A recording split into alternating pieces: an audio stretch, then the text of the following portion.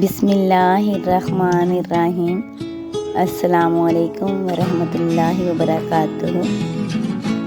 اللہ کا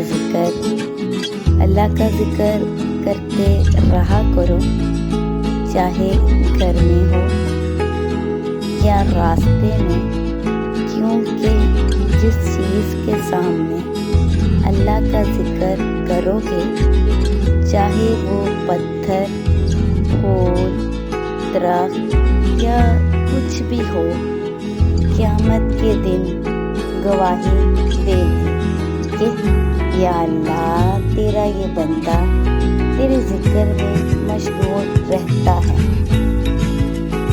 یا اللہ، مجھے آخرت کو سنوارنے کی کوششیں کرنے والوں میں رکھ اور میرے لیے اپنے راستے کو آسان تر فرما دے۔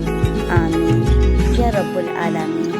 ہر کوئی اپنے لیے یہ دعا ضرور کرے کہ اللہ پاک ہمیں آخرت کو سنوارنے کی کوشش کرنے والوں میں رکھ، کیونکہ اللہ پاک ہمیں نیک لوگوں میں شامل فرمائے تاکہ آمین۔